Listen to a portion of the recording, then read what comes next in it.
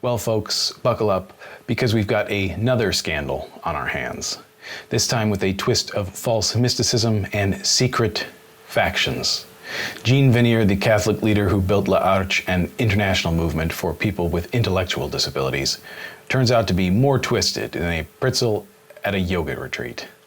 Initial reports revealed that Vanier perverted the Catholic doctrine about Jesus and Mary to justify his own compulsions and abuse women. But wait, there's more. A second report exposed a secret mystical sect at the core of his movement. It's like a conspiracy theory come to life, except it's not about lizard people, it's about a guy who founded a supposedly wholesome organization. L'Arche leaders have been meeting outside Rome, trying to figure out what to do now that their hero founder has been exposed as a narcissistic and delusional abuser. It's like finding out Santa Claus is actually a mob boss. Vanier fell under the spell of French Dominican priest Reverend Thomas Philippe and got into some mystical sexual practices that make 50 Shades of Grey look like a bedtime story. The Vatican knew about Philippe's deviance and sanctioned him, but he and Vanier ignored the sanctions as a screen to hide their activities. L'Arche now faces the challenge of moving forward with its mission while dealing with the fallout of Vanier's deception. It's like trying to keep a party going after the piñata turns out to be filled with angry bees.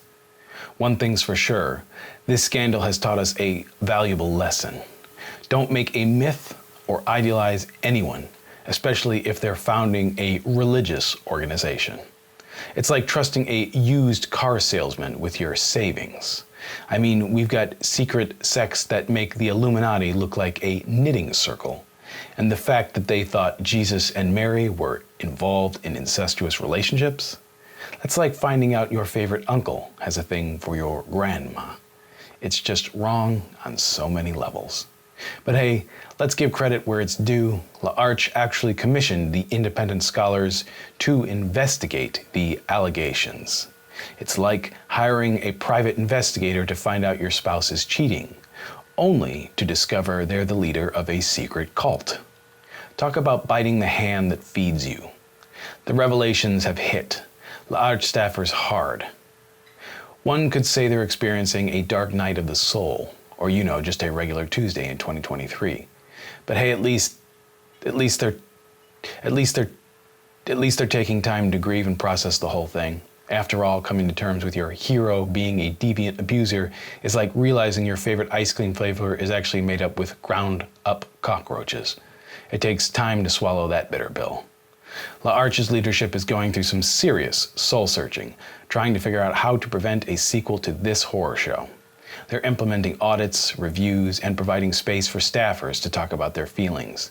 It's like therapy for a broken organization. Group hugs all around, everyone. But let's not forget the real victims here, the women abused by Vanier and Philippe. Their courage in coming forward deserves some applause, or at least a standing ovation in the middle of this tragic comedy. Father Hans Zollner, a top Vatican expert in abuse prevention, praised L'Arche for their fearless courage in exposing the truth. The Church needs to address the abuse of power and authority by spiritual gurus, because apparently wolves in sheep's clothing aren't just a fashion statement.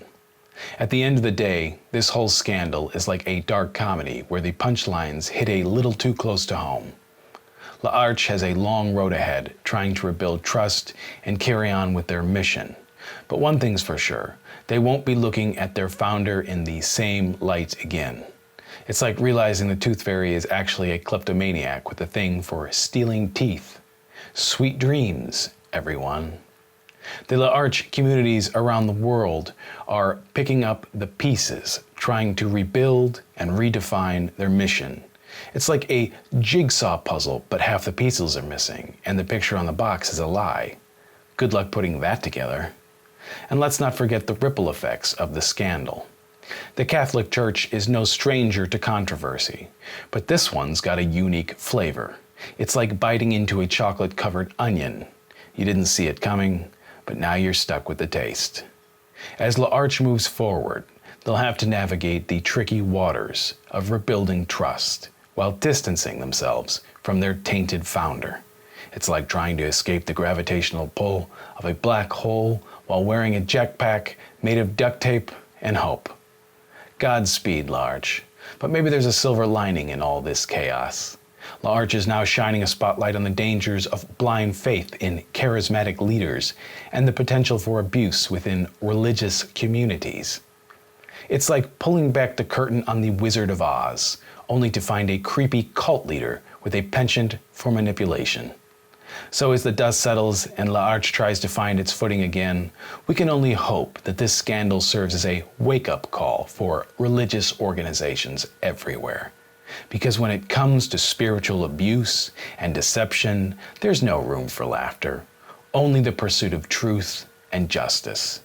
As L'Arche works on rebranding themselves and moving away from their sordid past, they may want to take a page out of Hollywood's playbook, a good old-fashioned makeover, maybe a new logo or a catchy tagline, something like L'Arche, now 100% cult-free. That ought to do the trick. But seriously, the L'Arche community has a chance to rise from the ashes like a phoenix and become a symbol of hope and resilience. It's like the redemption arc in a gritty superhero movie. The protagonist has hit rock bottom, but with determination and courage, they can soar to new heights. And while we've had our laughs, let's not forget the real heroes in this story, the survivors who bravely came forward and exposed the truth. Their strength and resilience are a testament to the human spirit, proving that even in the darkest of times, there's always a glimmer of light. So, as the curtain falls on the tragicomedy, let's hope that L'Arche and other religious organizations learn from this cautionary tale. Because when it comes to abuse of power and spiritual manipulation, the stakes are too high for anything but the pursuit of truth, justice, and compassion. It's now up to the leaders and members of L'Arche to redefine what their community stands for and how they'll continue to serve those with intellectual disabilities. It's like a spiritual renovation show, the Old House of God edition, complete with tearful confessions, dramatic revelations, and a heartwarming resolution. But as L'Arche works to rebuild, they can also serve as a cautionary example for other religious organizations. There's a lesson to be learned here, folks. Don't put all your faith in one charismatic leader, because you might just end up with a mess on your hands. And I'm not talking about a spilled communion wine kind of mess. The road to recovery won't be easy, but L'Arche has the potential to rise above this scandal and become a symbol of hope, healing, and resilience. It's like watching a phoenix emerge from the ashes, only instead of a mythical firebird, it's a community of people striving for a better future. So grab your popcorn and keep your eyes on the screen, because the story of L'Arche's redemption is one you won't want to miss. It's got all the elements of a blockbuster hit: betrayal, redemption, and the power of the human spirit to overcome adversity. And who knows, maybe one day we'll see this saga turned into a movie. Just remember, you heard it here first. As we continue to watch the L'Arche saga unfold, we can take solace in the fact that even in the darkest of times, there are individuals and communities that refuse to be defeated. These are the people who will carry the torch of hope and healing, ensuring that the organization's mission to care for those with intellectual disabilities remains alive and well.